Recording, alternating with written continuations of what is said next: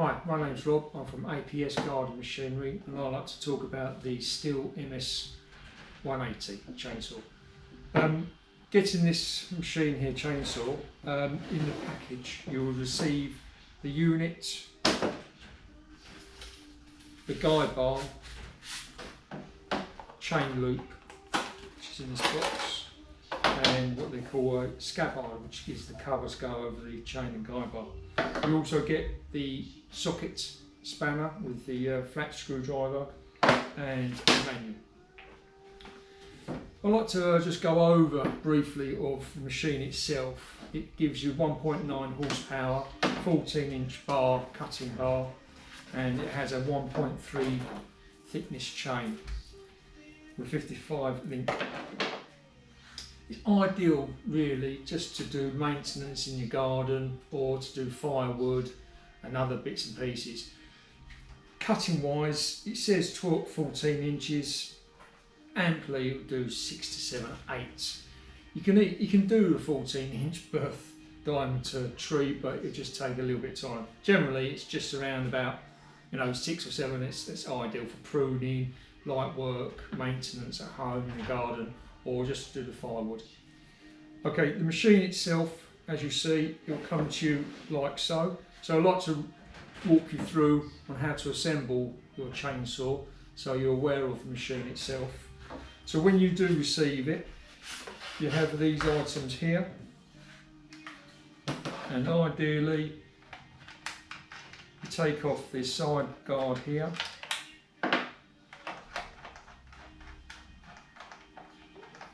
and what you have behind the side guard is the sprocket, and you have the guide bar adjuster.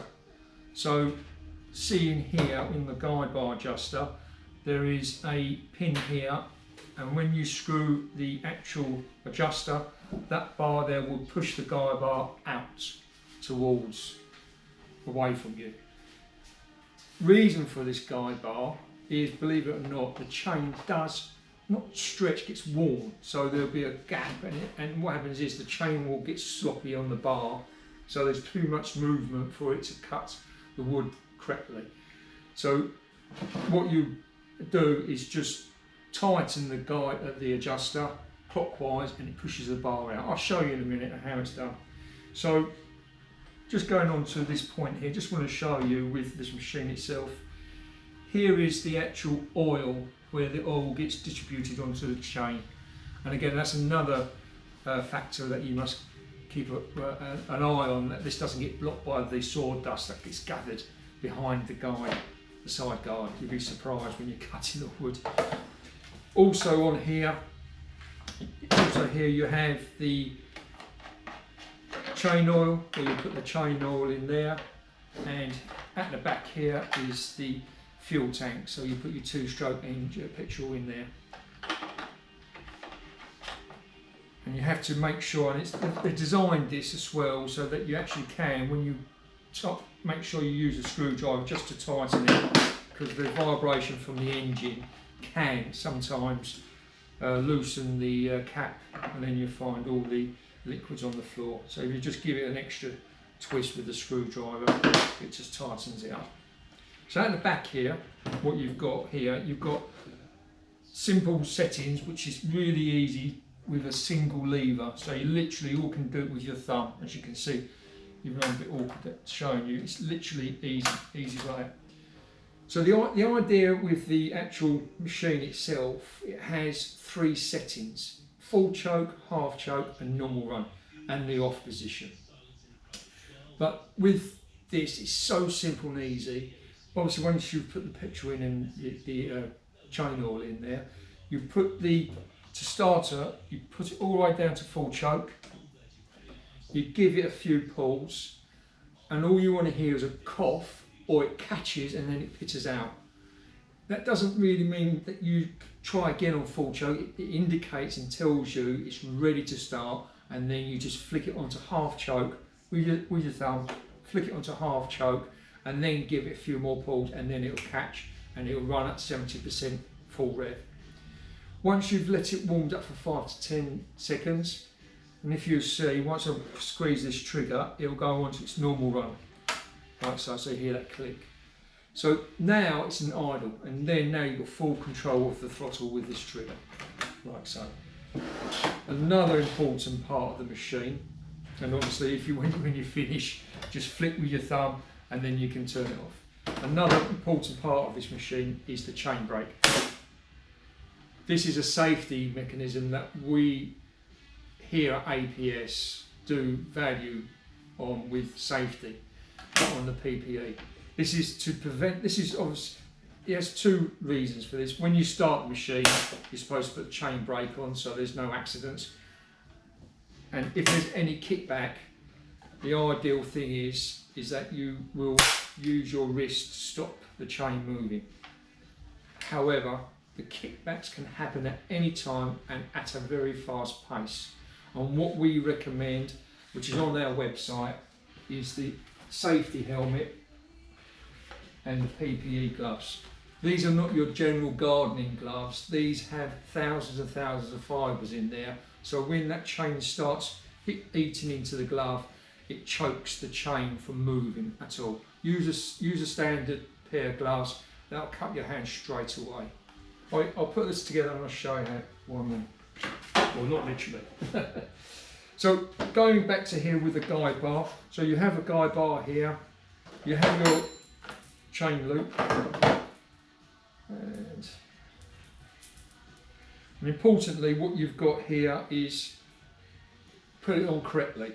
So looking at the chain itself, the point where it's literally catching your skin should be facing away from you when you put it on the guide bar.